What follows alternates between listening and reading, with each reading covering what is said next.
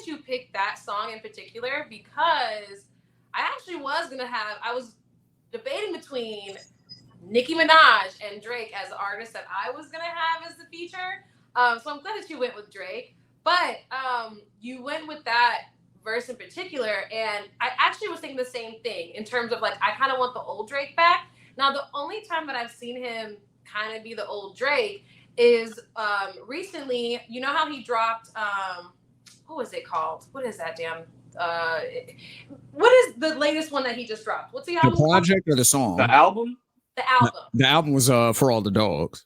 Thank you for all the dogs. Sorry, because what I like though is when he did the extended version, Scary Hours 3. You know what I mean? So like I like that he added in there the song Stories About My Brother. Oh, that song is fire.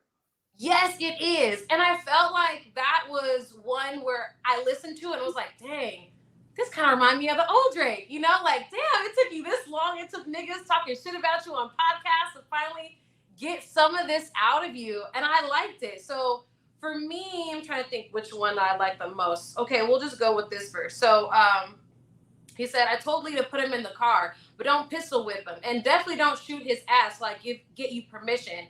People got a heavy misread on my disposition, talking loose, then hit me after on some, please Drake, listen. Energy they be bringing is inconsistent. I got 2 Virgil Benzes, one that I'm whipping right now, and the other one I'm keeping in mint condition.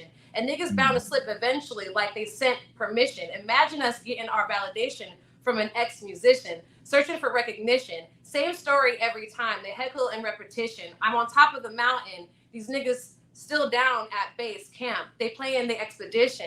I'm sorry, I messed up that last part. But that permission slip line was fire. First of all, that was a hard ass line. Like, and then second of all, pew pew pew, Joe Budden, pew pew pew. Yep. That's all that was. Yo, like he went for these niggas that used to be musicians. I was like, oh, okay, yep. From ex-musician, ex-musicians, yeah. Same story every time. They heckle in repetition, like yeah. And he's talking about you at the bottom of the damn mountain, nigga. And he's talking about he at the top. Yeah, he slid on this. So this was the one that I was like, finally, like Drake, like, final fucking lit. And I'm sure even Joe was at home like, nigga, finally, guys. And he didn't even come on the pod and even admit it. Ain't even. You know exactly. Like Joe, once all the cameras is off, Joe's in that motherfucker like, so y'all hear that one song? Right. You know I inspired that, right? Yes, exactly. And I'm glad that he did. I'm glad that whole Scary Hours 3 EP is better than the album. Yeah, the 5 songs that he put out is better than the 19 or whatever it was that he put out. And you're like the only person brave enough to fucking say it. Everybody else who like who's basically that shit's way better. Yeah, like they act like this isn't fire. I'm like, Drake, keep dropping this. I don't know. I guess that they're saying that the other for the dogs was for the young kids or whatever the fuck.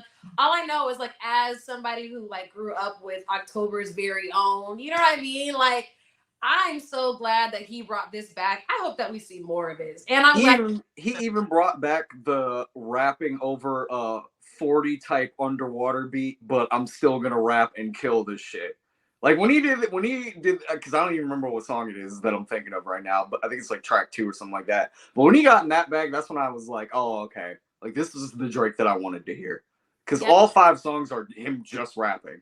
And that was all I wanted to hear. This is the Drake that you was talking about at the time or at the end of last year when you said, I'm cool unless he brings something new to the table and brings some evolution.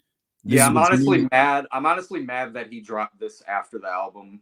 Because at that point I was like, that's when I had that feeling. Because I still stand on it. I was gonna say, and niggas are standing with you. I still stand on it. I'm still cool on hearing anything new right now.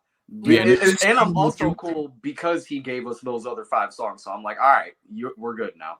Yep, it's over. You know what I'm saying? I agree.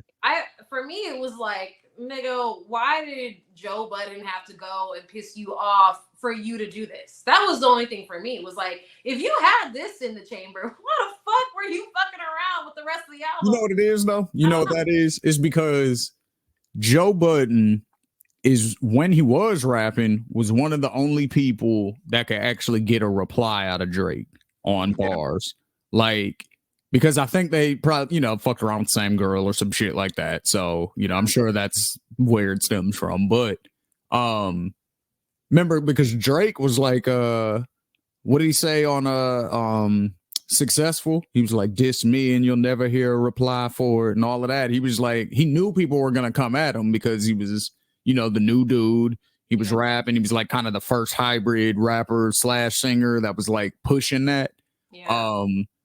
Really, you could really probably say like Ja Rule for real, but he wasn't really pushing that. He was still pushing himself as just a rapper. And it was like, nigga, we hear you singing. Whereas Drake was like, I'm a singer and a rapper.